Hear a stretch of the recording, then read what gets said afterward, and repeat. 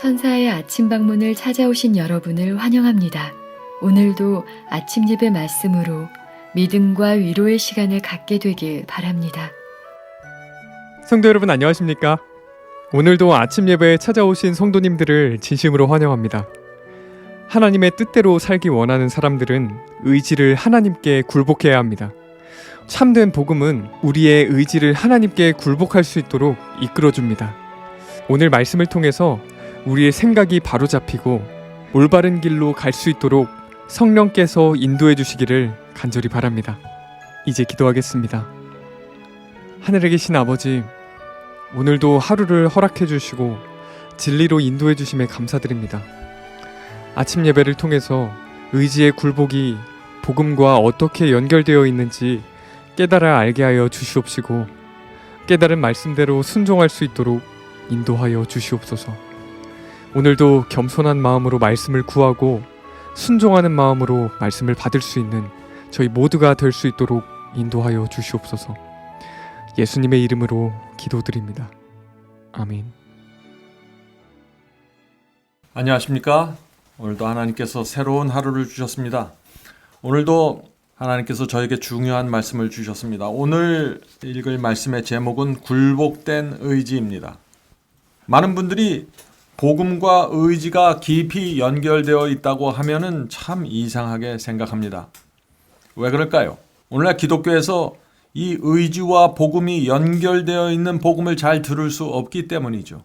거의 사라져 버렸습니다. 그래서 많은 사람들이 의지에 대한 아주 생소한 마음을 갖게 된 것입니다. 오늘 그래서 의지의 굴복이 왜 복음과 깊이 연결되어 있는지 오늘 우리가 그 문제를 좀 살펴보겠습니다. 오늘 본문 성경절은 요한복음 7장 17절입니다. 사람이 하나님의 뜻을 행하려고 하면 이 교훈이 하나님께로서 왔는지 내가 스스로 말함인지 알리라. 성도 여러분, 우리가 하나님의 뜻대로 정말 살기 원하면은 반드시 이것을 따져봐야 합니다. 무엇을 따져봐야 될 거예요? 내가 가는 길이 하나님의 뜻인지 아니면 내 뜻인지, 내가 믿는 복음이 하나님의 뜻인지 아니면 내 뜻인지, 내가 믿는 교리가 하나님의 뜻인지 아니면 내 뜻인지, 내가 갖고 있는 이 감정이 하나님의 뜻인지 아니면 내 개인적인 감정인지 따져봐야 한다는 것입니다. 그것이 요한복음이 우리에게 말하고 있는 것입니다. 그것을 분별하지 않으면은 나는 열심히 주님을 향해서 무엇을 하고 헌신하고 봉사하고 따라가고 있다고 하는데 결국은 나는 내 길을 가고 있는 것이라 하는 것이죠. 그래서 중요한 것입니다. 그래서 우리의 의지가 하나님께 굴복되어 있는지 하나님과 일치하는지 따져보아야 한다는 것입니다. 자, 본문을 읽어보죠. 의지를 하나님께 굴복한 자들은 그리스도의 학교에서 훈련을 받는다. 자, 그리스도의 학교에서 훈련받는 조건과 자격이 뭔가요? 의지를 하나님께 굴복하는 것입니다. 의지를 하나님께 굴복하지 않는 사람들은 그 학교에 입학조차 할 수 없다는 것입니다. 왜 그럴까요? 내 뜻을 버리고 하나님의 뜻을 따라가지 않는데 어떻게 훈련을 받습니까? 훈련은 훈련하는 조교가 시키는 대로 따라와야 되는 것인데 그 훈련생이 훈련을 받지 않는 것입니다. 나는 내 뜻대로 하겠다고 주장하는 것입니다. 훈련이 이루어지지 않는 것이죠. 그래서 14만 4천인처럼 어린 양이 인도하는 대로 따라가는 자들, 이들이 하나님의 훈련 학교에 들어가고 졸업하면서 하나님의 인을 받고 나오게 되는 것입니다. 어린 양을 따라간다는 것이 무엇인가요? 어린 양이 누구죠? 그리스도죠. 그리스도는 자신에 대해서 어떻게 설명했습니까? 나는 곧 길이요 진리요 생명이니 나로 말미암지 않고는 아무도 아버지께 갈 수 없다 그랬어요. 그래서 어린 양을 따라간다는 것은 주님을 따라가는 것이고, 주님을 따라간다는 것은 주께서 인도하시는 좁은 길, 주께서 주시는 진리, 주께서 주시는 생명을 받는 사람이 훈련학교에 들어간다 하는 것입니다. 우리가 훈련학교에서 왜 훈련을 배워야 할까요? 왜 이 훈련이 필요합니까? 요한복음 12장 25절에 이 말씀이 있습니다. 요한복음 12장 25절입니다. 자기 생명을 사랑하는 자는 잃어버릴 것이요 이 세상에서 자기 생명을 미워하는 자는 영생하도록 보존하리라. 성도 여러분, 우리가 정말 영생하기 원하십니까? 그러면 이 말씀을 우리가 깊이 받아들여야 되는 것입니다. 우리가 우리 생명을 지키려고 하고 우리가 우리 생명처럼 아깝게 생각하는 것들이 있습니다. 그것이 무엇인가요? 그것이 내 자존심이고 내 명예고 내가 갖고 있는 돈일 수도 있죠. 그런 것들을 우리가 아낌없이 버릴 때, 하나님께 드릴 때 훈련 학교가 들어가게 되는 것입니다. 그것이 훈련 학교에서 이루어지는 과정이에요. 계속해서 읽겠습니다. 그들은 순종하는 습관을 기르며, 자, 훈련학교, 하나님의 그리스도의 훈련학교에 입학한 사람들이 무엇을 배우는가? 두 가지를 배웁니다. 그들은 순종하는 습관을 배웁니다. 순종하는 습관을 기르며 하나님을 위해 봉사하도록 훈련을 받는다. 자, 훈련학교 두 가지죠? 순종하는 습관입니다. 두 번째는 봉사하는 훈련입니다. 그러므로 우리가 주님을 믿는다고 하면은 이 순종하는 습관과 봉사하는 훈련이 반드시 내 속에 있어야 되는 것입니다. 그것이 주 앞에서 양육받은 그리스도인의 모습이죠. 자, 봉사하도록 훈련을 받는다는데 봉사가 뭔가요? 봉사를 하려면은 아무나 봉사할 수 있는 것이 아니에요. 어떤 사람들은 봉사하다가 화를 냅니다. 자기 마음에 안 들면. 그래서 봉사는 반드시 겸손해야 되는 것입니다. 내 감정을 내려놓아야 되는 것입니다. 내가 봉사하고자 하는 영혼들을 위해서 내가 낮아져야 됩니다. 그렇지 않으면 봉사가 이루어지지 않아요. 봉사하고 나서 내가 높아져 버리죠. 내가 이것도 하고 저것도 하고 해서 내 공로를 잔뜩 쌓아놓고 끝나버리는 것입니다. 계속해서 읽겠습니다. 우리는 도덕성이 결여된 피조물이 아니다. 복음은 이해력에만 호소하지 않는다. 자, 복음은 이해력에만 호소하지 않는다. 자, 이 말씀의 의미가 뭔가요? 복음은 우리가 이해하는 데서 끝나는 것이 아니라는 것이죠. 여기에는 반드시 도덕성이 연결되어 있다는 것입니다. 다시 말해서 우리의 양심이 연결되어 있다는 것입니다. 복음이 우리의 양심에 호소하는 것입니다. 그래서 주의 뜻대로 살고자 하는 소원을 갖게 되는 것이죠. 이것이 복음이 하는 일입니다. 계속해서 읽겠습니다. 만일 그렇다면은 복음이 이해하는 데서 끝난다면 그런 얘기죠. 만일 복음이 이해하는 데서 끝난다면 우리는 수학 공식을 다룬 책을 연구하듯이 복음에 접근할 것이며 그것은 지능과만 관련이 있을 것이다. 얼마나 분명한 이야기입니까? 복음을 그냥 이해하는 데서 분석하는 데서 끝나면 그건 우리의 IQ하고만 상관이 있지 우리의 심령과 마음과 양심과는 아무 상관이 없다는 것이죠. 계속해서 읽겠습니다. 복음의 목표는 무엇이에요? 복음의 목표는 마음이다. 그것은 우리의 도덕적 본성에 호소하며 의지를 사로잡는다. 자, 여기 또 의지에 대한 얘기가 나옵니다. 성도 여러분, 복음이 어떻게 우리의 마음을 사로잡고 의지를 사로잡을까요? 이것은 우리가 복음을 통해서 하나님이 누군지 알게 되기 때문입니다. 그래서 요한복음 17장 3절에 이런 말씀이 있죠. 요한복음 17장 3절. 영생은 곧 유일하신 참 하나님과 그가 보내신 자 예수 그리스도를 아는 것이니라. 성도 여러분, 하나님이 누군지 예수님이 누군지 알아야 합니다. 그리고 하나님께 대한 매력에 빠져야 됩니다. 하나님을 생각할 때 내 마음이 든든해져야 됩니다. 하나님의 능력, 하나님의 사랑, 하나님의 자비와 은혜 생각하면은 내 생각을 내려놓게 되는 것입니다. 그분의 엄청난 위대함을 바라보면은 내 계획과 내 감정과 다 내려놓게 되는 것이죠. 이것이 하나님께 의지를 드리는 과정입니다. 그래서 하나님을 아는 것이 곧 영생이라고 지금 요한복음은 말하고 있는 것입니다.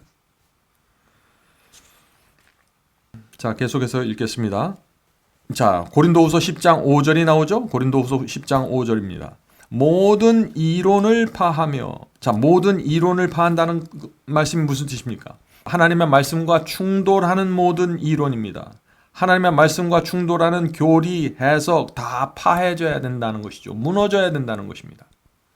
계속해서 읽겠습니다. 하나님 아는 것을 대적하여 높아진 것을 다 파하고, 자, 하나님과 대적하는 높아진 것, 그것이 무엇인가요? 인간의 자아입니다. 자존심이에요. 돈을 사랑하는 마음이죠. 내가 속한 교파에 대한 자부심입니다. 이런 인간적인 모든 것들이 다 무너져야 된다는 것입니다. 하나님 앞에선 말이죠. 계속해서 읽어보죠. 모든 생각을 사로잡아 그리스도에게 복종케 하니. 성도 여러분, 이것이 복음의 경험입니다. 하나님이 누군지를 알면은 내 생각을, 내 머릿속에 떠오르는 수많은 생각들을 다 사로잡아서 주 앞에 놓고 이렇게 기도하게 되어 있습니다. 주님, 지금 이 생각이 하나님께서 원하시는 생각인가요? 지금 내 머릿속에 떠오르는 이 계획이 정말 하나님께서 원하시는 것입니까? 이것이 그리스도를 내 개인의 구세주로, 내 개인의 왕으로 삼은 그리스도인의 태도다 하는 것입니다. 계속해서 읽겠습니다. 영혼의 능력을 저하시키는 것은 멋대로 하는 마음이다. 자, 여기 참 노골적인 표현이 나오죠. 어떤 분들은 주님을 사랑한다고 말합니다. 주님의 은혜 앞에서 눈물이 난다고 말합니다. 그러나 멋대로 생각합니다. 멋대로 살아갑니다. 그런 분들은 복음을 자기 수준으로 끌어내려 버립니다. 내가 원하는 복음을 만들어내는 것이죠. 요한복음을 믿고 마태복음을 믿어야 되는데 자기 복음을 만들어서 스스로 믿고 가는 것입니다. 그것은 우상 숭배입니다. 하나님을 섬기는 것이 아니라 자기 복음 속에서 만들어낸 우상을 섬기는 것이죠. 그 우상이 누군가요? 자기가 되는 것입니다. 이것은 정말 두려운 일이죠. 자기가 만든 복음에 빠지면은 영혼의 능력이 사라진다는 것입니다. 당연하죠. 살아있는 신앙으로 결코 들어갈 수 없습니다. 그런 신앙 속에서는. 철저하게 하나님께 맞춰줘야 됩니다. 우리가 어떻게 감히 하나님 앞에서 다른 생각을 할 수 있을까요? 우주를 만드신 분 앞에서 우리가 무슨 생각을 할 수 있을까요? 바로 여기서 우리의 의지와 뜻과 생각을 굴복시키는 큰 원동력이 나오는 것입니다. 하나님을 알면은 영생으로 돌아가는 것입니다.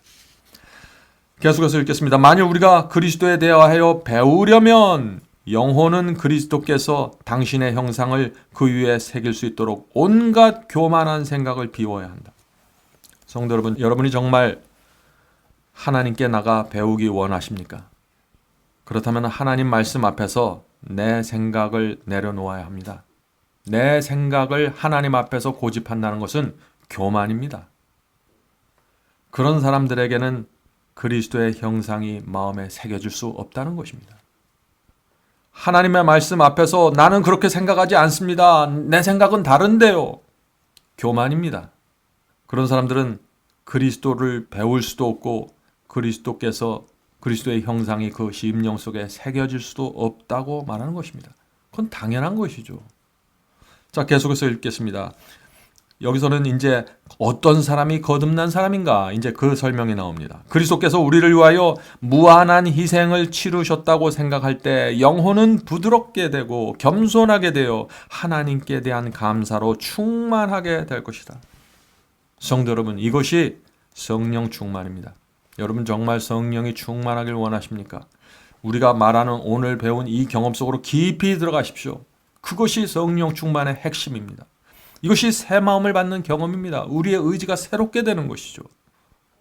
성도 여러분, 하나님께서 무한한 희생을 치르셨다. 나를 위해서. 그 생각이 우리로 하여금 하나님께 두 손 들고 굴복하게 되는 이유입니다. 우리가 살아있는 한 계속해서 나를 구원하는 희생, 그것이 무한한 희생입니다. 끝이없이 이루어지는 희생이죠. 내가 죄를 수없이 짓고 주 앞에 나갈지라도 여전히 용서해주는 희생이 기다리고 있다는 것입니다. 그 희생 앞에서 누가 감히 머리를 들고 교만해질 수 있을까요? 누가 감히 그 희생 앞에서 내 뜻과 내 생각을 주장할 수 있을까요? 그럴 수 없다는 것이죠.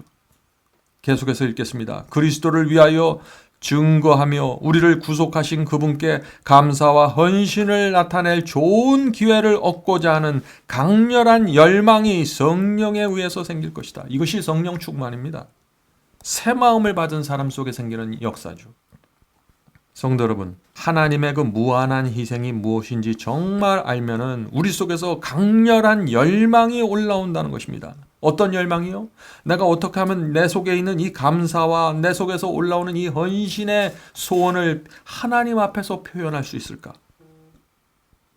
이것이 거듭남의 증거이고 하나님 앞에서 새 마음을 받았고 성령 충만하다는 증거입니다. 성도 여러분, 다른 데 여러분의 관심을 돌리지 마세요. 네? 어떤 느낌과 어떤 환상과 어떤 꿈과 어떤 계시가 문제가 아닙니다. 이것이 가장 핵심적인 복음의 중심입니다. 강렬한 열망 말이죠.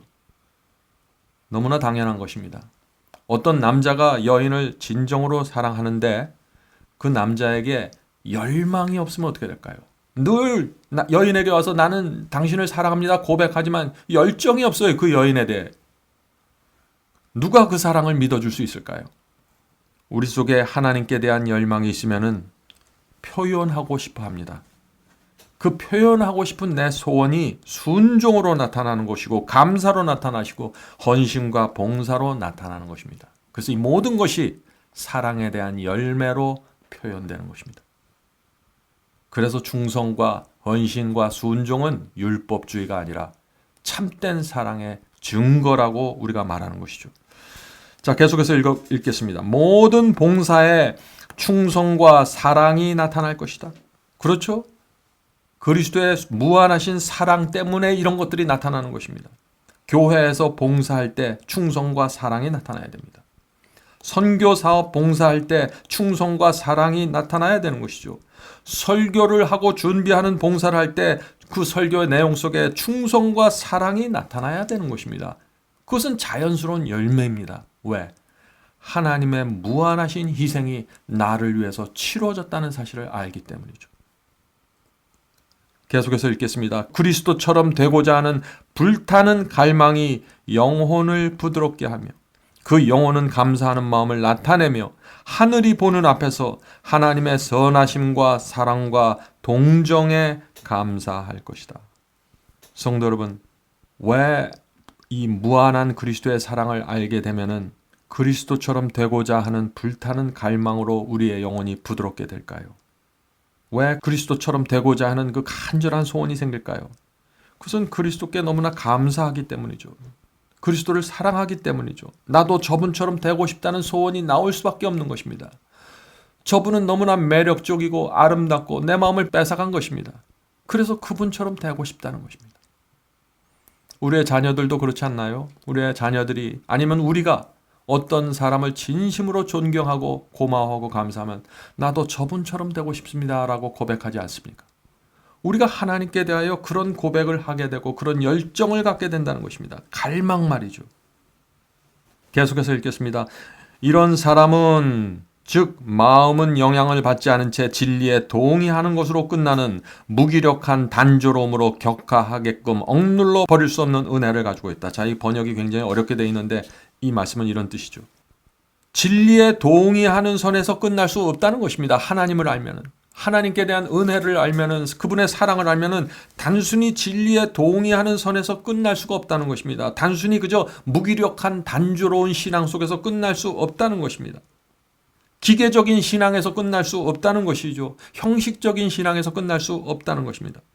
이것은 은혜로 내 마음에 열정이 생기고 그 열정이 내 마음과 생애를 끌어간다는 것입니다. 이것이 살아있는 신앙입니다. 이것이 성령으로 감동된 심령 속에서 나오는 열매입니다. 우리 천사의 아침 방문에 오시는 성도 여러분, 이번 기회에 여러분이 복음의 중심으로 들어가게 되길 제가 간절히 바랍니다. 자, 마지막 문장 읽겠습니다. 좁은 문으로 들어가기 위하여 애쓰는 일이야말로 얼마나 안전한가. 자, 좁은 문으로 들어가는 길이 뭔가요? 내 의지를 하나님께 굴복하는 것입니다. 그것이 가장 안전하다는 얘기죠. 인간이 하늘의 횃불을 받을 수 있는 곳은 하나님의 제단뿐이다. 성도 여러분, 우리가 하늘의 횃불을 어떻게 받을 수 있을까요? 성소에 있는 번제단 위에 내 자신을 들여서 바치는 것입니다. 내 자신을 태우고 내 생애를 불태우는 것이죠. 하나님을 위해서. 그것이 가장 안전하고 가장 행복하고 가장 성령이 충만한 생애라는 것입니다. 오늘 우리가 그 생애 속으로 들어가게 되길 간절히 바랍니다. 자, 기도하겠습니다. 하늘에 계신 아버지, 오늘 저희가 그리스도의 학교에 입학하기로 동의합니다. 서약합니다. 선서합니다. 주여 저희를 받아주시고 저희가 이제 우리의 의지를 하나님의 뜻 아래 내려놓으니 주께서 저희를 하나님의 훈련 학교에 입학시켜 주셔서 훈련시켜 주시옵소서. 훈련 받기 원합니다. 훈련생처럼 그 학교에서 시키는 대로 움직이고 그 가운데 우리의 영적인 근육이 살찌고 강건해지기를 원합니다. 살아있는 신앙으로 들어가길 원합니다. 성령이 충만하고 은혜가 충만하고 사랑과 순종의 열매가 분명하게 나타나는 그런 생애가 되길 주여 원합니다. 저희가 이 세상에서 원하는 것이 없습니다. 단지 원하는 것은 하나님께서 주고자 하는 그 영적인 경험이 우리 속에 분명하게 새겨지는 것입니다. 주여 도와주시옵소서. 또 함께 기도하는 성도들 중에 이 어렵고 슬픈 세상 속에서 고통당하는 영혼들이 있습니다.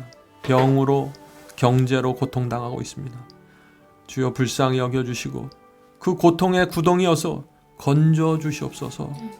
하늘의 심령으로 이 모든 것을 잊고 주님의 품 안에 거할 수 있도록 도와주시옵소서. 이 모든 말씀 예수님의 이름으로 간절히 기도드립니다. 아멘.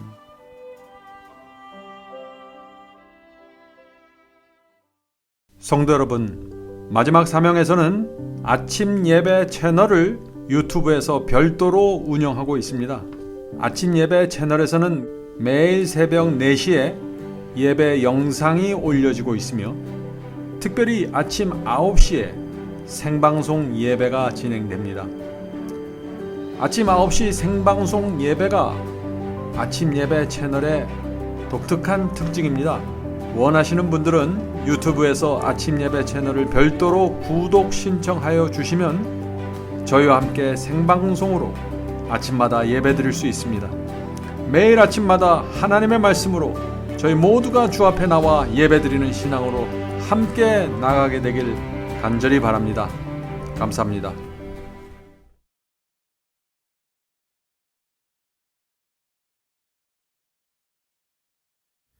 죄짐 맡은 우리 구주 어찌 좋은 친구인지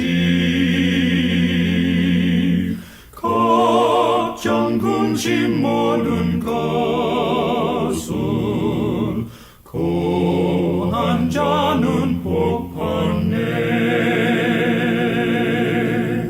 주께 굳지 않는 거로 복을 받지 못하네.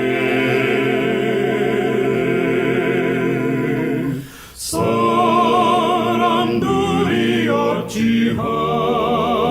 어찌하여 모든 것을 거쳤나.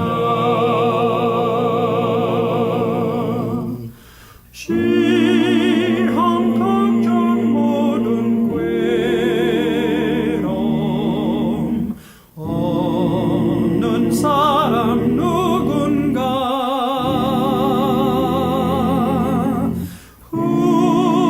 부질없이 낙심 말고